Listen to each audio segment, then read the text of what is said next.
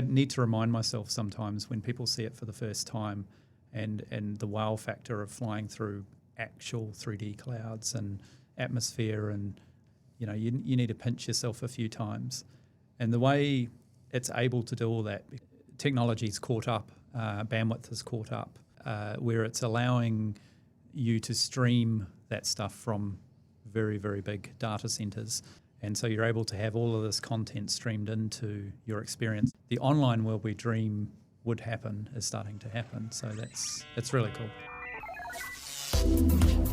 The New Zealand Tech Podcast, brought to you by Gorilla Technology, proactive and strategic IT. Greetings and welcome along to the New Zealand Tech Podcast. I'm your host, Paul Spain. Today, real privilege to be with Josh Purcell, who's founder at NZA Simulations. How are you, Josh? Oh, I'm good, thanks, Paul. Really good to catch up after all these years. Yeah, it's been ages, hasn't it? It really is. We go back a long way. Yeah, it was really good to bump into you at the event Microsoft were putting on recently at Up Sky City for the Microsoft Flight Simulator New Zealand World update. So we'll come back to that and delve into that. But a few other things that we want to chat about. But really curious to hear about NZA Simulations and what you've been doing there, and being shoulder tapped by Microsoft to be part of this new update, and a little bit more about that picture. There's a few other things going on that we'll delve into as well, sort of news-wise.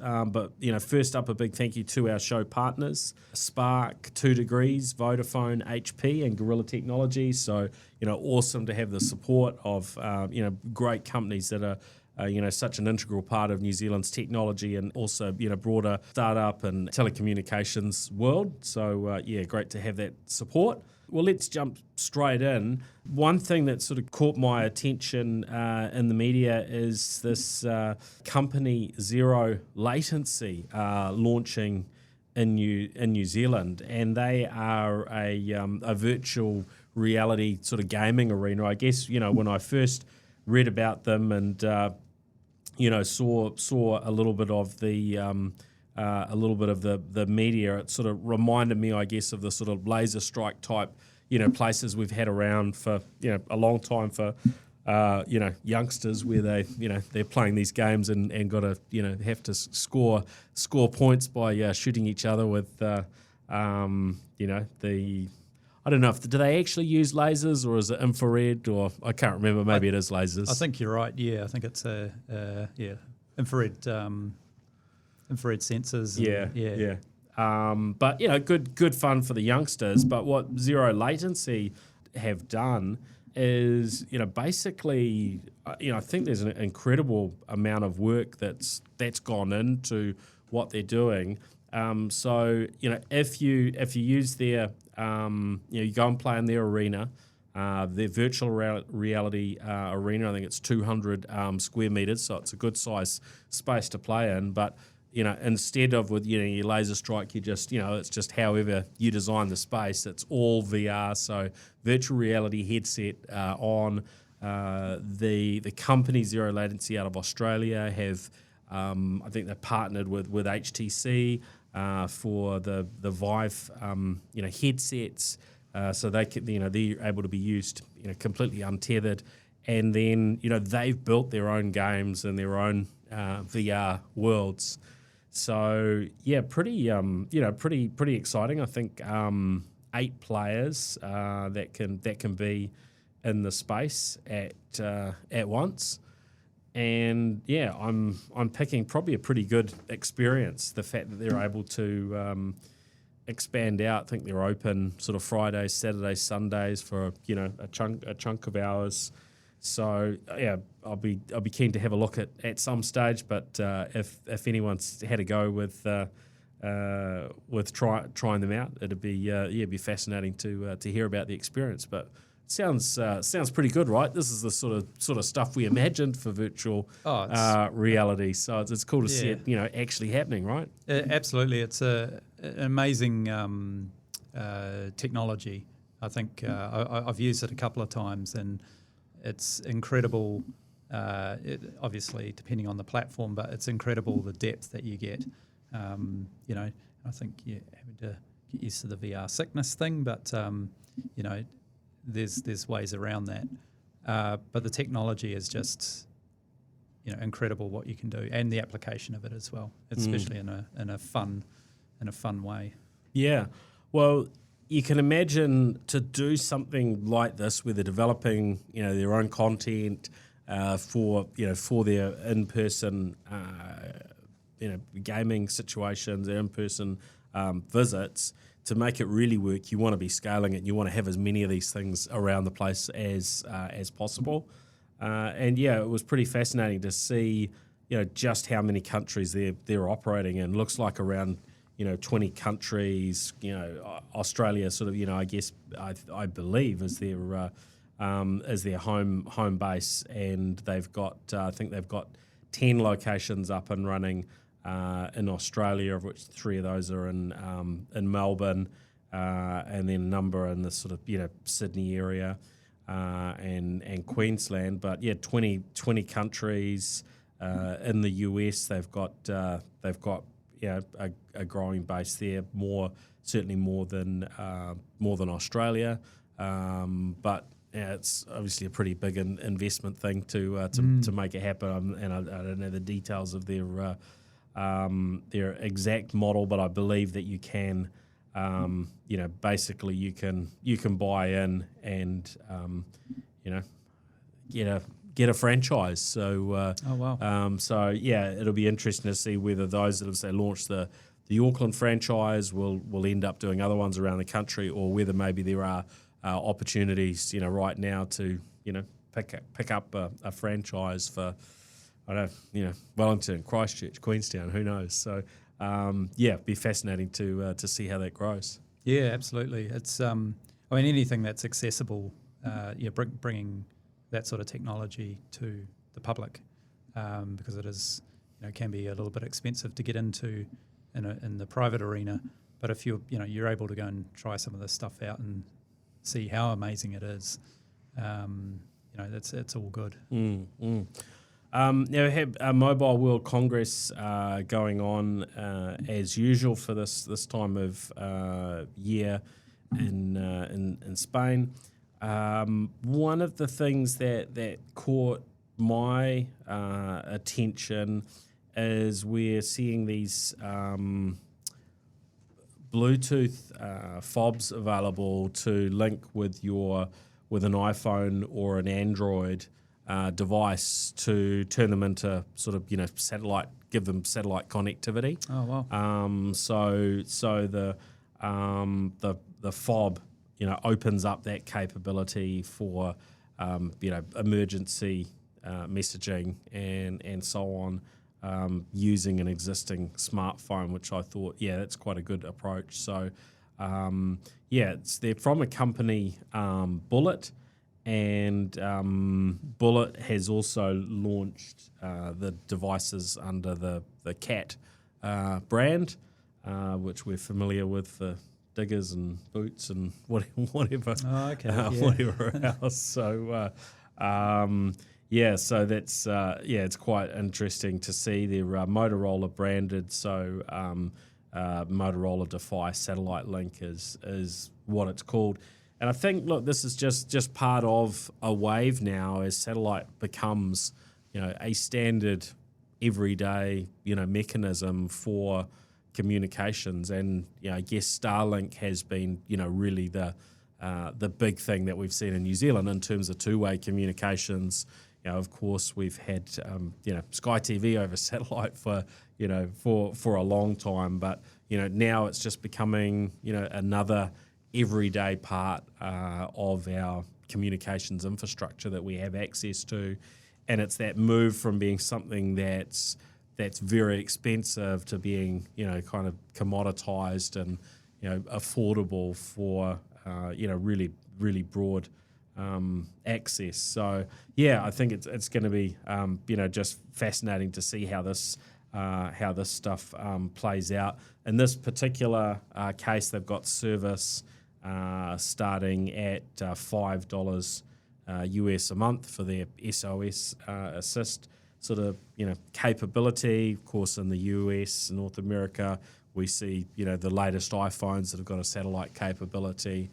We've had T-Mobile and Starlink, semi-announce a partnership that would see connectivity for T-Mobile customers in the US to Starlink and sort of satellite-based cell sites. So, I think we've got some interesting times ahead, and we're very much moving to a world that you're always connected. It doesn't matter where you are, one way or another. Yeah.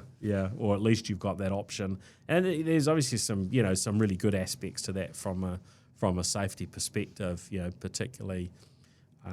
There's some reasonable chunks of probably most countries that are going to be reasonably outside of cellular coverage. It's pretty expensive to provide traditional cellular coverage in an area that's got very few people. And we were talking about recently in terms of coverage, and I was driving around the Catlins in the last few months towards the bottom of the South Island, and you can be outside of cell phone coverage for chunks of time, and it might be a very small percentage of where the population is, but there's some significant benefit in having an option to connect, right? Oh, it is. My father does a lot of mountain biking in some pretty extreme country, and recently, about a month ago, is down south doing 80 Ks over mountains. And previous trips, he's been helicoptered out before. Luckily, they all carry EPIRBs with them, but it's only push the button and hopefully they'll find us.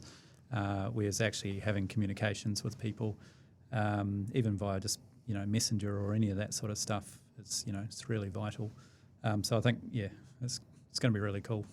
Well, the EPIRB is the forerunner to this, right? For those that don't know, what can you share about how the EPIRB works? Because as you say, it's pretty much push a button, isn't it? Yeah, I've only been finding out over it over the last few years with what happened with my dad. But essentially, it's a little handheld device that you register. So it has a serial number that it basically you push the button and it broadcasts to satellite via a radio signal your serial number. And the fact that that's been activated will tell emergency services where you are, who set it off, time, all of that side of things, so they can coordinate an emergency response. So your dad's a bit of an adventurer, putting himself in harm's way. He's doing all right? Yeah, he was. He spent a couple of days in hospital.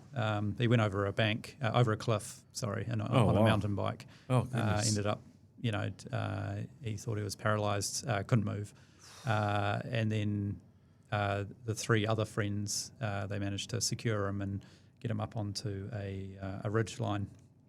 And they were about half a day in, just out of Nelson, and they brought the chopper in and choppered him out. Went to the hospital. Turned out, luckily, he hadn't done any damage. Any permanent damage, I should say. Yeah. Apart from a bit of very, very extreme bruising, and had to spend a couple of months limping around. But at the time, he couldn't move. His spine went numb and nothing was happening. So it was a bit scary for an hour or two there. Yeah. Well, I mean, that to me, just a good example on where we get the benefits out of this type of technology. And of course, EPIRBs are reasonably expensive to buy. So making this a sort of mainstream technology and giving a bit more functionality to it means we're likely to see much broader adoption. I'm picking over the next few years. Yeah. It's awesome. It's quite exciting. Now, Microsoft Flight Simulator, New Zealand World Update. That was the Microsoft had put on a media event there. A whole bunch of people. I think Richie McCaw was a big draw card. So I got to spend a little bit of time with him.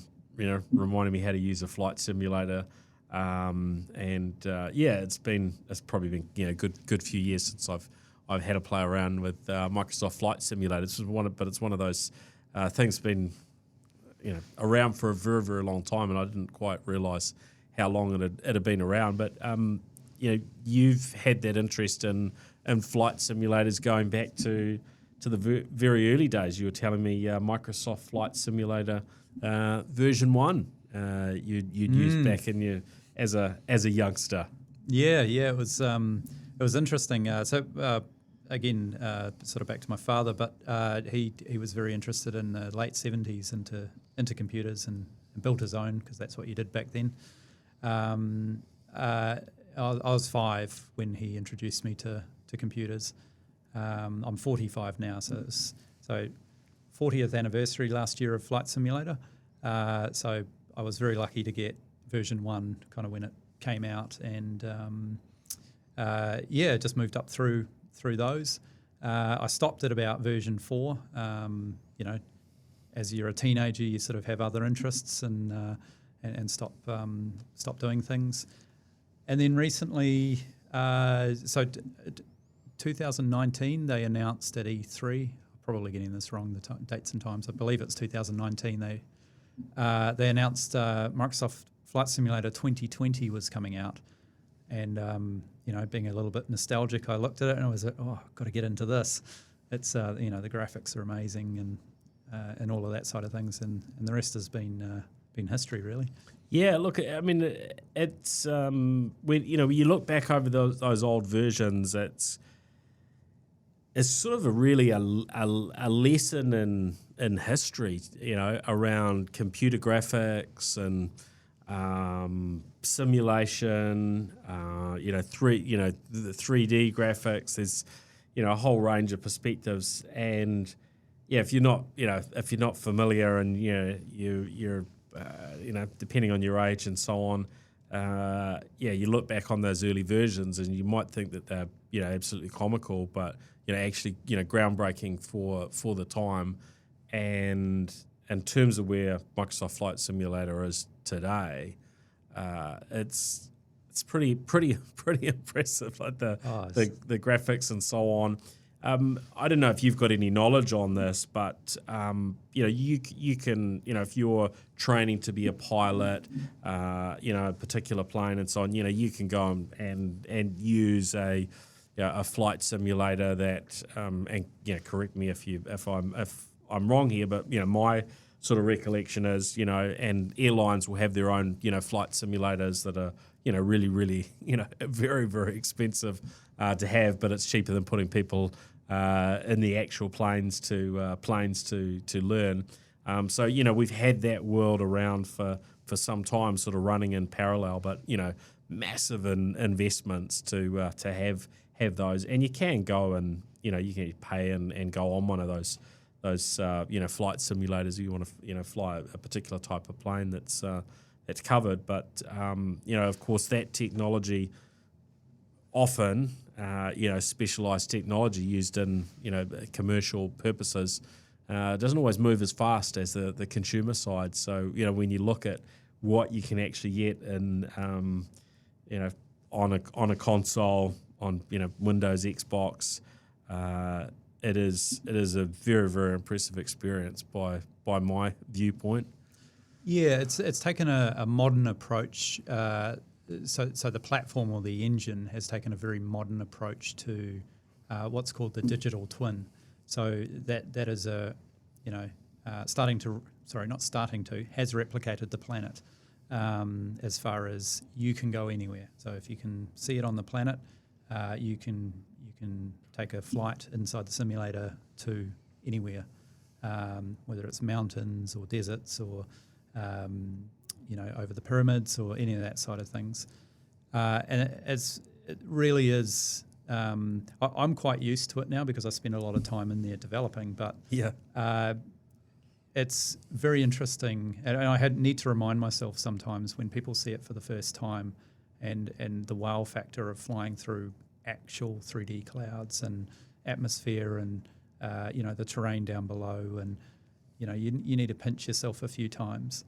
And the way it's able to do all that, because trying to store all of that information inside your device, your computer or your Xbox, it wouldn't be possible.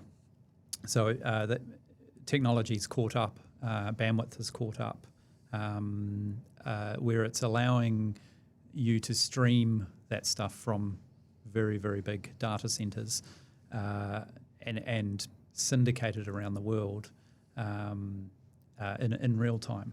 And so you're able to have all of this content streamed into your experience of where you are at in that point in time within the simulator. And it's, it's the world the online world we dream would happen is starting to happen. So it's really cool. Yeah, it was quite fascinating, and you'll remember the names of the people that spoke. But yeah, getting and you maybe share who sort of the people are behind behind the sort of current iteration we've seen in the New Zealand content.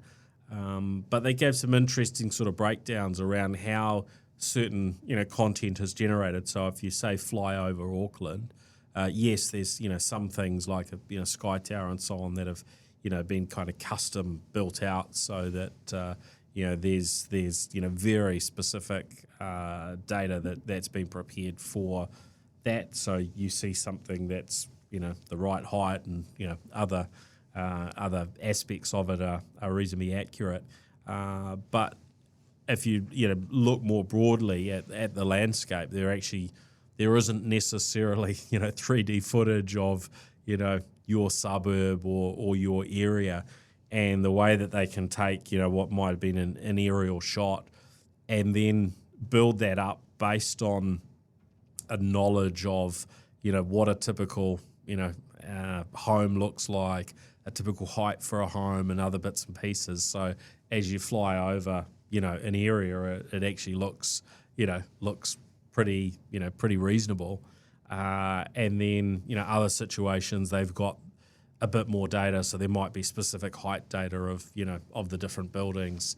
But again, they might be actually generating that sort of content on the fly. So the different technologies they use. So the one you're talking about is the AI generated buildings, and that they are created from essentially the council or New Zealand government hold floor plans on buildings or structures. Yep.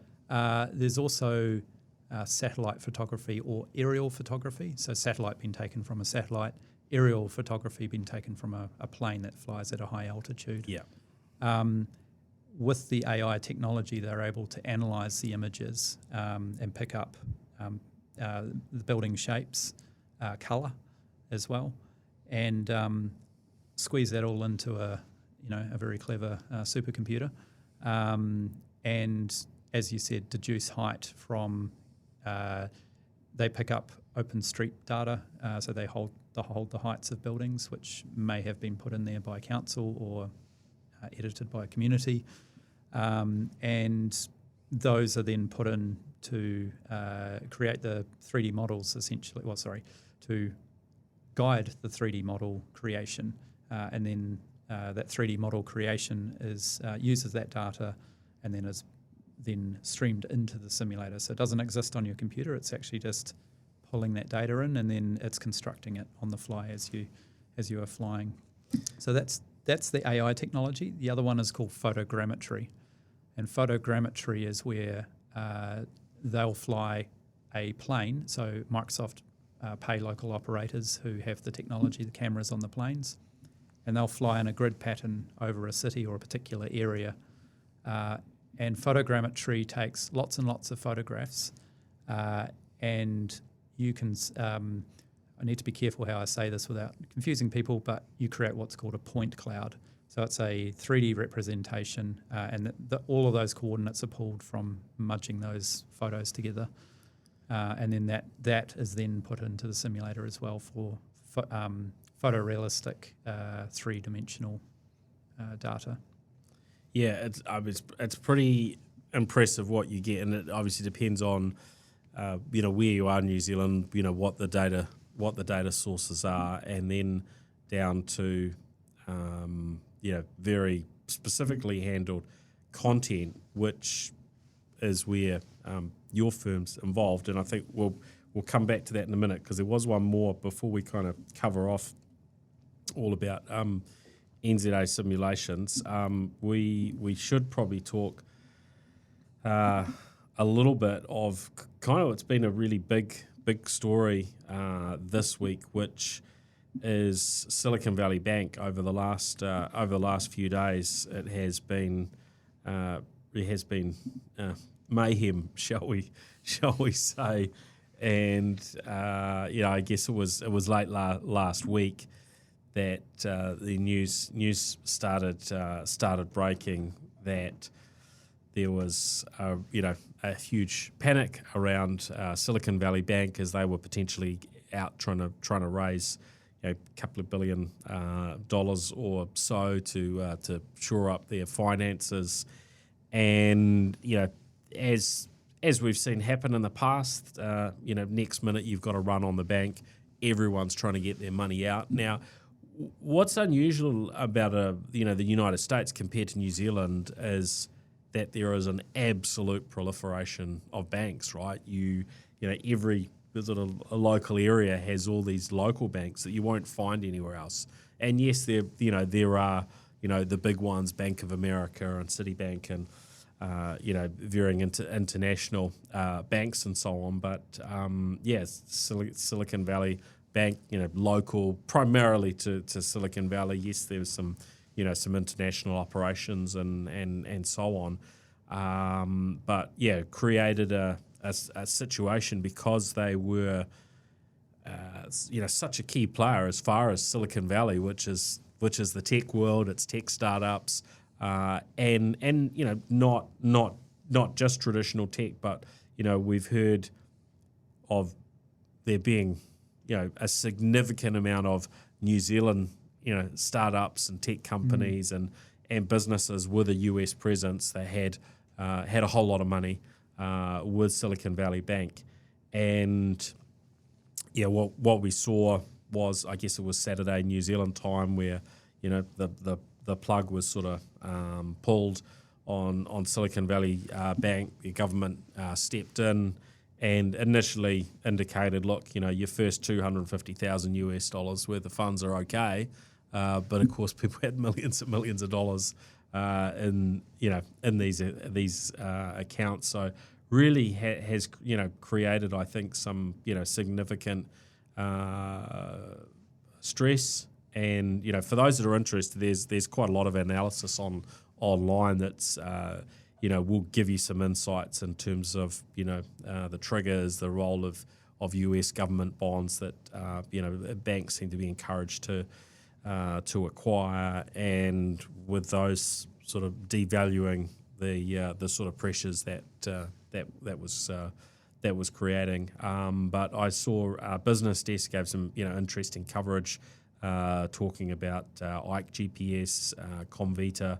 Both of those, having millions of dollars in there, and Ike GPS was another one. Crimson Education had quite a chunk of funds in there. By the sounds of it, they managed to get it out during that run on the bank, and understand.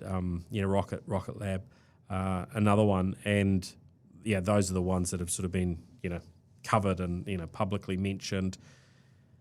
There will be a whole bunch of others, just because of the nature of who they are and how heavily they were used there. So it's challenging times out there, isn't it? It's like it's hard enough being on the cutting edge as a business as it is in the current sort of economic climate and era of COVID and so on, and for companies to potentially get impacted like this. And of course, we've heard of other banks now in the US since, and really the whole story isn't written. And I guess everyone is hoping that this thing sort of finishes very quickly and it's able to be addressed and that things move on.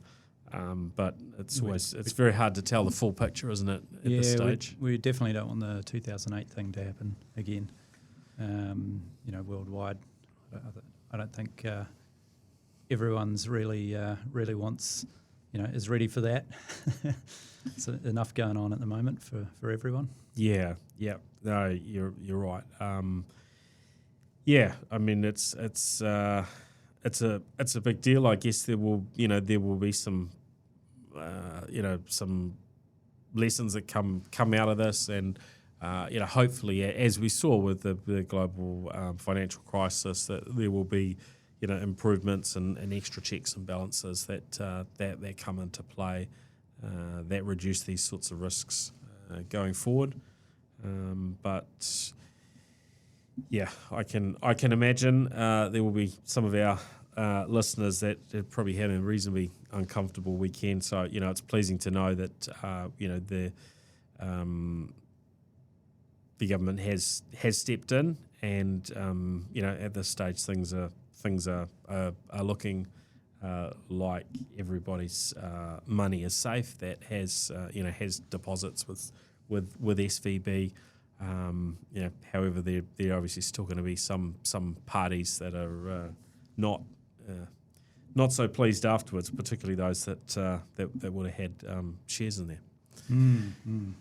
So going back to Microsoft Flight Simulator and the role of NZA, tell us a little bit about what you've been doing with NZA, because I think it's quite fascinating. You've got a team that's been working on producing content for how long have you been doing this? Not that long, actually. We started when Microsoft Flight Simulator 2020 was released. Started's probably the wrong word. We started mucking around. The whole NZA thing came a bit later, probably about 6 months later, when we sort of realised that there's something here, and there's probably there's a market, and we're able to do things for that market, and also give a good shot at the quality thing. So our big thing is, we're not the fastest out there, but we don't aim to be. Where we do things in a quality way, and the way that we push our products out and for our customers. And just been working our way up, starting to get noticed by a few people, and I'm not sure whether you want to lead on to the next topic, but well, just tell us a little bit about what are your products. What it is Sure. that you make, and how do you sell that? Sure. So we're a development team of about 10 people, 6 3D artists, and in various specialties, and then we produce what's called payware content. So when you buy Microsoft Flight Simulator, you pay for the base game, and then you can fly around with a set of about 30 aircrafts. Don't quote me on the exact number. And what we do is we provide much better quality content, real true-to-life representations of airports and other scenery. And then there's a large community of people who like to repeatedly land at an airport or operate out of an airport, and have their online role as a virtual pilot, and then they'll operate out of those airports. So what we do is we produce that content, and then people buy that content. Yeah, great. So rather than the a basic sort of version of whatever a local airport or a favourite airport they want to operate, your team have basically built and created all the building blocks that renders out as a very much sort of true to life visualization of that airport. Are there other things you do beyond airports? So the scenery side of things and the points of interest. So it harks back to how people how they want to fly in the simulator. So you may have people who want to do airline stuff. So that's repeated ops in and out of international airports or domestic jet airports. So Auckland or Christchurch or worldwide, whatever you want to do there. And commercial pilots are using these tools? You can't. Yes, the answer is yes. You can't use it in a commercial way. So it's Right. it's a simulator, but it's a game essentially. Yeah. However, the representation of what is in there is true to life. I have a couple of pilots on my team, flight instructors, and some of our test team are Air New Zealand pilots. And yeah, so they they'll let us know when they land at something that we're producing that's not right, that train's over there, and that's the wrong colour for that sign, and all of that stuff. So it's funny the content that you do provide for it. You become an absolute expert in fence positions and the weeds at the bottom of a fence, all the way up to control tower construction and all of that stuff. Painted lines. There's a guy on our team. He is fastidious about painted lines, the colour of them. They need to be exact. The curve, the thickness, all that stuff. Yeah, down to that level of detail. So when you're actually using that content, it doesn't sort of feel rough around the edges. It feels really awesome. Yeah, and that's great. That's the thing. And you got everything from the shine of the concrete and it's we can go on about it for ages, but it's it gets to that. I detail. can see that you and the team don't take it too lightly. It's really a really important part of and that's your approach. Yeah, that's been our approach, and it's built our customer base and the loyal customer base because of it. Now you do this as something of a side hustle. Is that sort of generally the case across your team, that they're juggling day jobs as well as building this incredible content? Yeah, it's that's correct. Most of us are working full time, and got families and all that stuff. There's one guy in Portugal who it's his full-time gig. Yeah. Portugal's a cheaper place to live, so he's able to, what a side hustle for us is not necessarily for him. Yeah. It's really cool. Incidentally, over the pandemic period, he was finishing his training. So he's trained in Sweden at a school that teaches 3D. And with lockdown that came, he couldn't get an internship, and over in Europe that's a big thing. So he reached out to the school and said, "Hey, look, can I use this involvement that with NZA? That are we able to have that as the final part of my accreditation for his degree?" Yep. And they said yes. Extraordinary circumstances, and because we'd only been around 6 months at the time. Yep. And we went through, signed off, timesheets, so to speak, and the work that he was doing, and he's since become one of our founders. So it's amazing, from nothing to be able to provide opportunities for other people and to be able to get involved at a world level at this stuff. Yeah, look, I think it's really exciting, and yours isn't the first sort of entity that I'm aware of, out of New Zealand or with New Zealanders, one or more, involved in really international teams that are building stuff that is very much used on the world stage.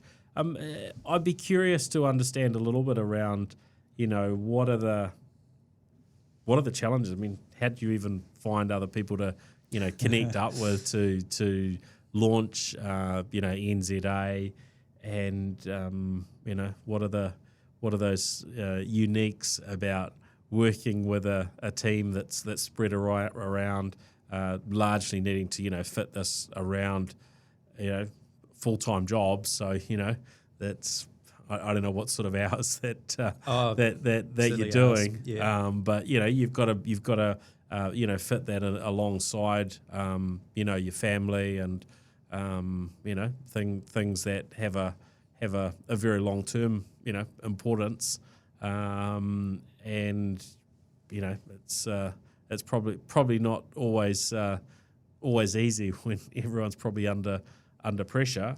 And as you told me, Microsoft came to you with sort of a short deadline to respond, whether you would be involved in this world New Zealand world update, and then with a reasonably sort of short fuse or time span to get the work done. Yes. So how does all that look? Oh, it's a juggle. But it's like anything in life that you want to be a good thing, you've got to commit to it and you've got to really put the energy into it. We've spent a lot of time getting our systems in place and working what works, what doesn't. We're pretty agile, as in we'll throw out some, if it's not working, we just won't do that. But then we also adopt. We're always trying new things, and how that works on a world level is. The company doesn't sleep because everyone's on different time zones. So we've got half the team in New Zealand and the rest of the half is dotted around the world. So people will be working. So Sergio in Italy or Milan will turn around and he'll jump on. His commitment is he'll wake up in the morning and have a shower at 6 in the morning and then do 2 hours before he drives off to work. But that's our 8 o'clock time. So we get to catch up at that point. Yeah. And then we'll run through that. We have a bit of there's a particular time when we're all online, and we use that time to discuss what we're going to do. Very lucky to have a whole bunch of self-starters on the team, so we can just say, hey, just need to get this done or that done, and people will just they get on with it. We're also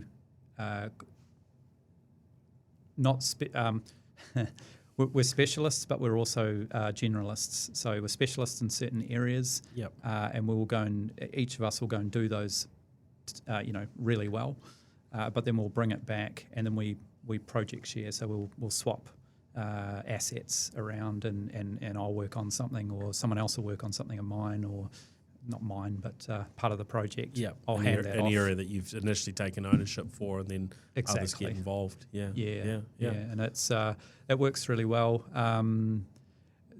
The challenges around technology on the content, because we're talking, and I'm not joking here, hundreds of gigabytes a night, flying all over the world. Wow.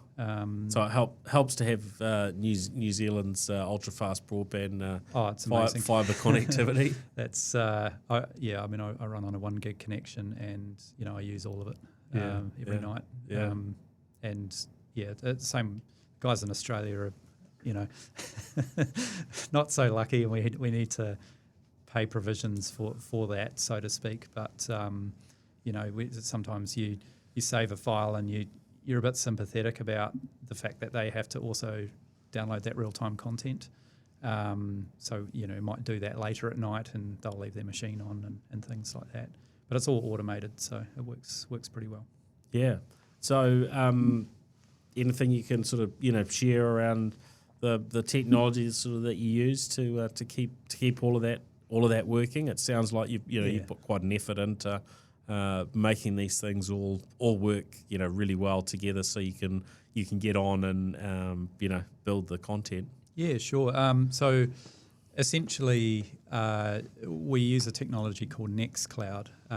It's a think of it as Google Drive or even Microsoft OneDrive, except for you're hosting the server side of things. Yes. We've gone through a few iterations of failed hardware.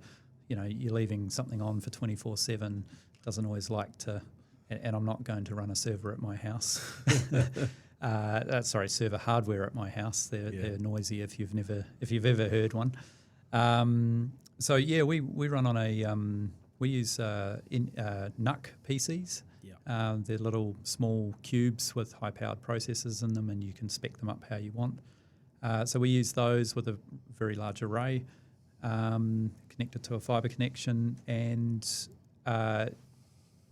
you save. So you save your content local to your drive, and there's a client that sits on your computer, and that client, in an automated way, tells the Nextcloud database, "Hey, check the file in," and then the other people around the world get automated notification and start pulling that data down, and they can save at the same time. So there's a lot flying around all over the place. How much data would you have, all up? At the moment, so the projects are sitting at about 1 terabyte. We've got a 24 terabyte array that we run, and as I'm an IT, so I know the importance of data backups, but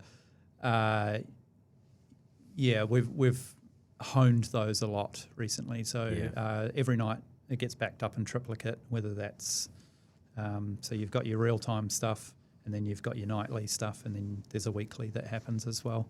And then I've got another little reserve that I can turn off, freeze. The data side of things is very important, because you might have someone who mucks something up, and you want to be able to get that back. Stuff happens. Stuff happens. Yeah. Yeah.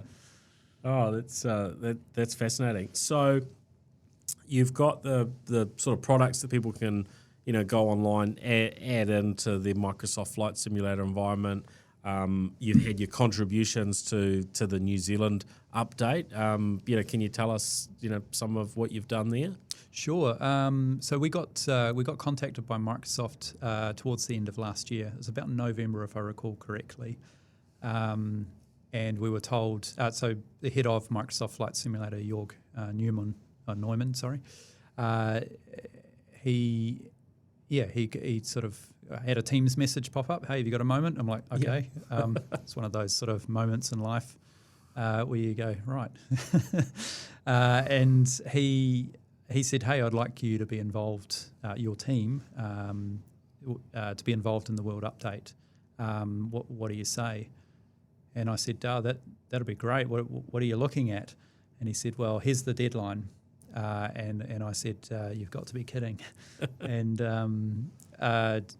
so we were told testing starts January 5 when France is back online. Yep. And we were sitting there going, "Oh, it's not too many weeks." Yeah, so that's 4 weeks to do 4 airports and deliver them to our NZA quality, and also have it fully tested, and any changes that needed to be made. And we wanted to have a Christmas as well. So it was all hands to the pump. We were doing, I think we were counting 14-hour days there were 2 weeks there where we were doing 14-hour days plus our day jobs. So it was, I know a lot of the team put in a massive amount of effort to hit those timelines, but it tested us in a good way. It proved that our systems that were in place, we were capable of doing things at high pace. Yep. And we were able to deliver it in a quality, well-tested way, and deliver on time. I said to the guys the day that we found out, I said, I don't want to say yes if we can't do this. That'd be the worst. Yeah. And we were up for the challenge, and we said yes, and the rest is history. Wow. So what are the airports that you've delivered that people can go and have a look for? Sure. There is, I won't use the acronyms. So there's Rotorua Airport.